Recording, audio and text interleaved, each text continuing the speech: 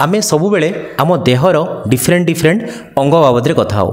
केतेबेले आमे मस्तिष्क बाबद कथा हो केतेबेले हार्ट बाबद कथा हो केतेबेले लंग्स बाबद कथा हो केतेबेले लिवर बाबद कथा हो केतेबेले किडनी बाबद कथा हो किंतु गोटे अंग को आमे बहुत मात्रा रे इग्नोर कर दो को अंग सेटा टिके भाबंतु तो एवं एही जिनसटी आमर सबुबेले आमर काम को आस्था सकाळु उठिया पर्यंत राति शोया पर्यंत प्रति मुहूर्त रे आमे याको बहुत मात्रा रे खटई थाओ केमती खटई थाओ टिके मने पकांतु जिते सकाळु उठू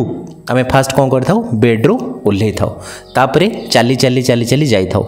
पुणी दैनंदिन आमर सबु काम करि थाओ पुणी केतेबेले बस उठ केतेबेले को सीढ़ी रे चढ़ा बहुत सारा जिनस एमती राति रे थकी हारिकी पुणी बेड को आसी थाओ तो कौ सिस्टम बाबद रे कहूची जानी पारले एटा होची musculoskeletal system musculoskeletal system रो अर्थ होची मस्कुलो ता अर्थ होची मसल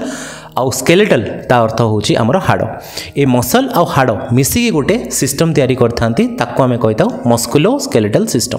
किंतु देखा जाउची कि आमे हमर दैनंदिन जीवन रे हमर जो इंपोर्टेंट ऑर्गन मानक भितरे एते मात्रा रे तांको केयर करूचु कि आमे जो हमर मस्कुलो स्केलेटल सिस्टम अछि ताको बहुत भाबरे भूली जाउचु सेति पई आजिर दुनिया रे बहुत मात्रा रे हमर जो बैक पेन हैला किबा आर्थराइटिस हैला किबा आंठू समस्या हैला ए सब जिंस बढ़िबारे लागिची आमे नाही हम मसल केयर करूचु ना ही आमे आम हाड़र केयर करूचु तो आमे मसल आउ हाड़र आमे केमती केयर करि परिबा तो इथिरे फर्स्ट जिनस आउछि हमर खाद्यपान जदि आमे खाद्यपान रे हमर बहुत मात्रा रे सोढ़ा नउचु तो सेटा कोन करथाय हमर जो बोन को बहुत मात्रा रे फंपा कर देथाय सेति पई जदि खाद्यपान रे सोढ़ा नउचंती ताको बहुत मात्रा रे कम करंतु तृतीय जिनस आमे कैल्शियम और विटामिन डी जातीय खाद्य बहुत कम मात्रा रे खाउचु एवं आमे कैल्शियम और विटामिन डी रो टेस्ट मध्य केबे करोनु सेति पई जदि आपनकर बयस 40 वर्ष रु ऊर्ध्व होई गेलानी तेबे निश्चय कैल्शियम एवं विटामिन डी युक्त खाद्य खांतु ता सहित कैल्शियम और विटामिन डी रो टेस्ट मध्य निश्चय करांतु